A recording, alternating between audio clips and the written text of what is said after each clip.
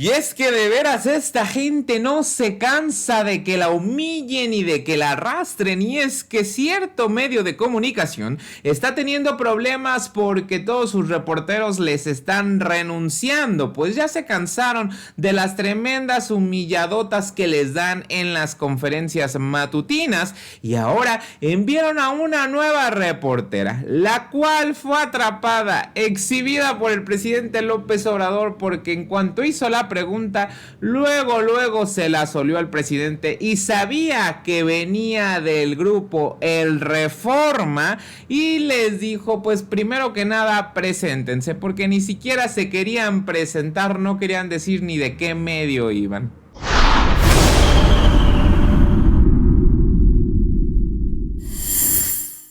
Hola, ¿qué tal amigos? ¿Cómo están? Sean bienvenidos a su canal. Yo soy Mike Valencia y ahora sí vamos pasando de lleno con la información del día de hoy. Y es que aunque vayan escondiditos, aunque traten de no decir sus nombres ni nada, miren nada más, luego apesta, luego huele mal, y el presidente López Obrador no es menso y sabe precisamente cuando tratan de meterle gol. Y fue precisamente el día de hoy en la conferencia matutina en el que Grupo Reforma trató nuevamente de escabullir ahí a una reportera y tratar de hacer quedar mal al presidente y al gobierno federal en general. Así es de que aquí fue cuando dijo, a ver, pausa, ya vimos de dónde vienes y la intención con la que lo traes. Pero vamos escuchando estas declaraciones que se vivieron el día de hoy, vamos oyendo. Gracias, presidente.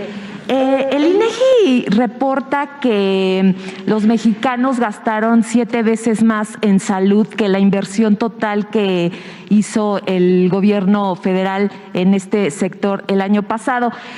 Me gustaría que hiciera una autocrítica del por qué la gente está optando por los servicios de salud privados, si esto deja o demuestra que los servicios de salud públicos aún siguen siendo deficientes e insuficientes. Y si ante este panorama usted había prometido un sistema de salud similar al de Dinamarca, le falta menos de 2 años, ¿usted cree que se pueda cumplir esa promesa? Y para cumplirla, ¿qué es lo que se tiene que hacer? Esa sería la primera pregunta. Gracias. No, mire, vamos avanzando mucho. ¿De qué medio es usted?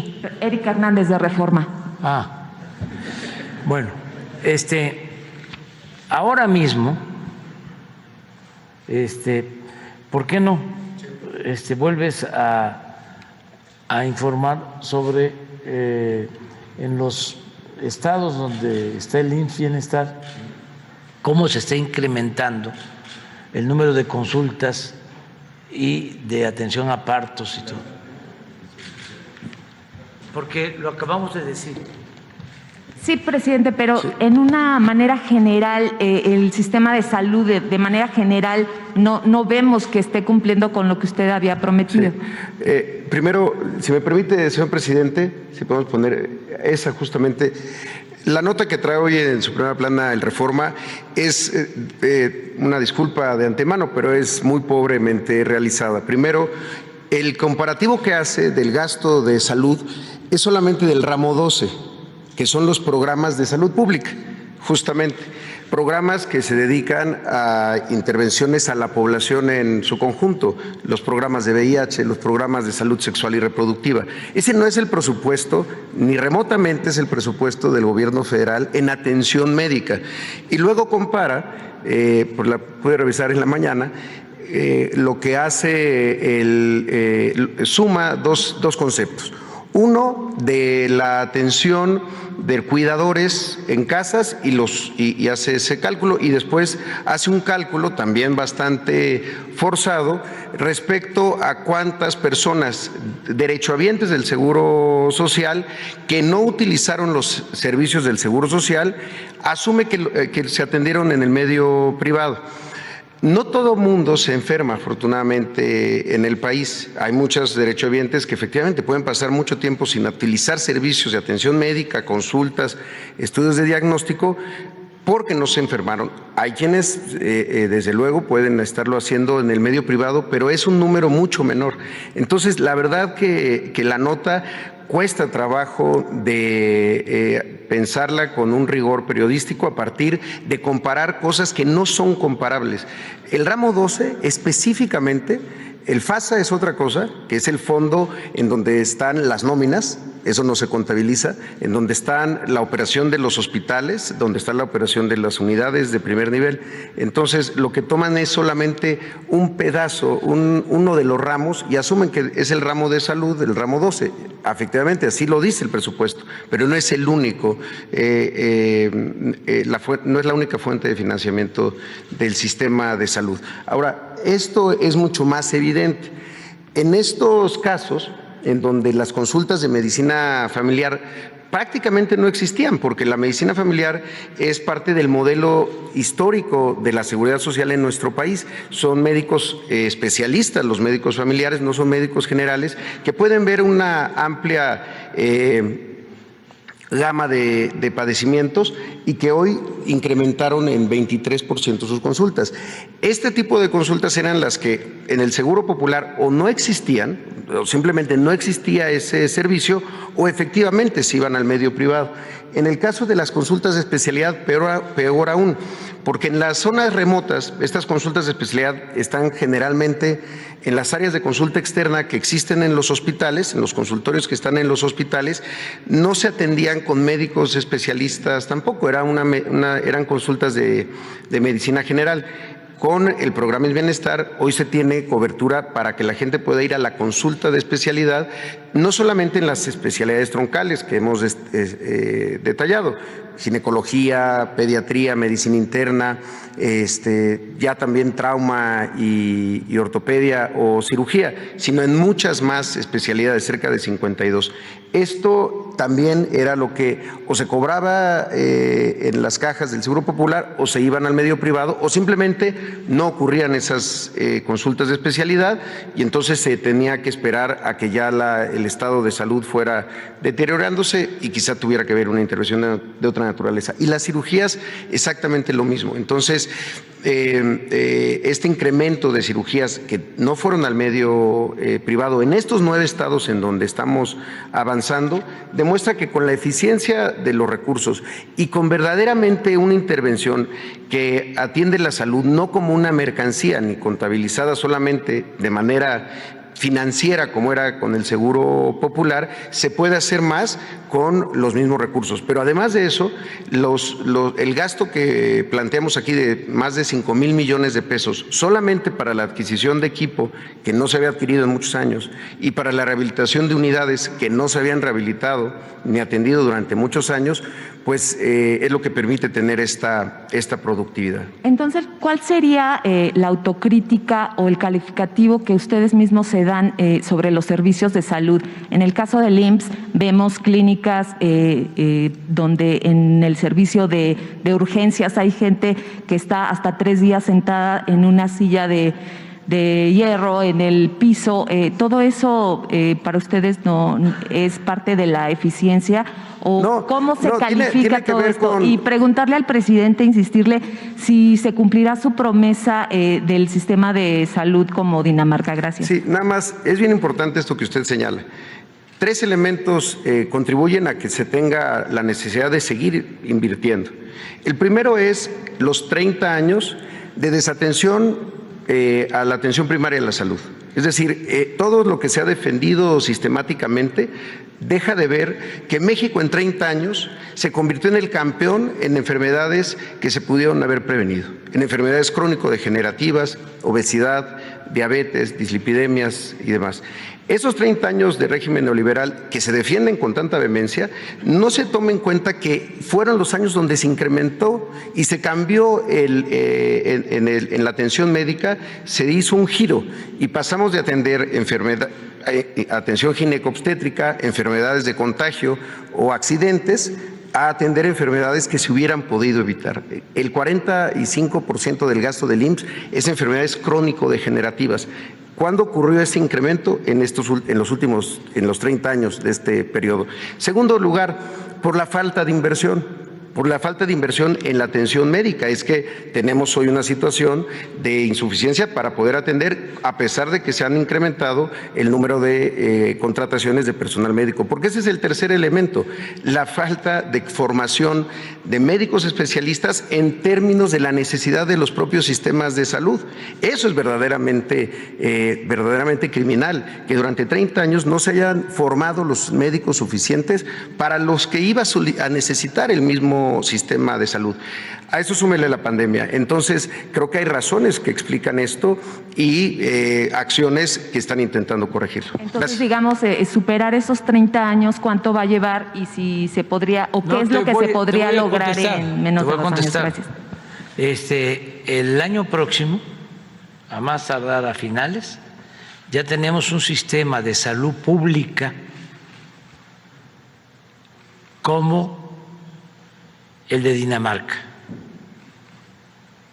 Y puede ser que mejor. Y te voy a explicar por qué. Vamos a tener un sistema de salud pública como el de Dinamarca, en donde la atención médica, los medicamentos son gratuitos. En Dinamarca tienen políticas que eran completamente inalcanzables en México, porque en Dinamarca, para empezar, no hay corrupción como la que había en México, la que ustedes promovían desde el Reforma y alentaban, porque el Reforma, para tener los antecedentes, porque no puede haber texto sin contexto, lo creó Carlos Salinas de Gortari. Esto para quienes nos están viendo, no para los que estamos aquí o los lectores del Reforma. Entonces, en Dinamarca no hay corrupción y por lo mismo que el presupuesto rinde y tienen establecido algo que llaman estado de bienestar, que es lo que nosotros vamos procurando para México. Primero, que no haya corrupción. Y segundo, establecer el estado de bienestar. ¿Qué es en esencia el estado de bienestar? Que la persona tenga seguridad desde que nace hasta que muere, desde la cuna hasta la tumba. Muy contrario a lo que defiende el Reforma. El Reforma no está de acuerdo con el estado de bienestar. El Reforma está de acuerdo con la privatización de los servicios de educación, de los servicios de salud. Para el Reforma permíteme, y para los que defienden ese modelo llamado neoliberal o neoporfirista, la educación y la salud son privilegios, no son derechos. Entonces, vamos nosotros a garantizar, como en Dinamarca, un sistema de salud de calidad para todos. Esto es, que van a poder llegar los pacientes a centros de salud que van a estar en buen estado, donde van a haber médicos generales todos los días,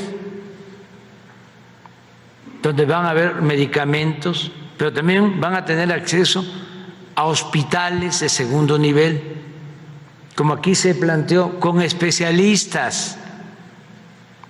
El Reforma no quiere que contratemos médicos de Cuba, pero el Reforma fue corresponsable de que nos quedáramos en México sin médicos y sin especialistas. Por el modelo en este modelo de bienestar neoliberal. En este modelo de bienestar que usted comenta, digamos, un ciudadano llegará a urgencias, no estará en una silla de aluminio, no va a estar cama, así. Las cirugías no tardarán 6 meses. No. O que nos pudiera detallar cómo es esa atención. No, y es mi compromiso. Y les voy a volver a ganar a los del Reforma, porque no sabe, además de mis convicciones humanitarias, la satisfacción, la dicha enorme que me produce ganarle a los conservadores. No puede ser. Buenísima la forma de contestarle del presidente López Obrador. De veras que ahí ya les andaba ardiendo, ya querían que les contestaran de esa forma. Ahí andaban bien chuchos queriendo pasar una reportera sin ni siquiera presentarse ni nada, para tratar de hacer quedar mal al presidente López Obrador, y los que terminaron bien humilladitos fueron ellos. Por lo pronto, amigos, hasta aquí la información del día de hoy. Háganos saber aquí abajo en los comentarios qué opinan al respecto de esta situación. Recuerden que este espacio es para ustedes, para que puedan expresarse y puedan alzar la voz. Yo soy Mike Valencia y nos vemos en el próximo video.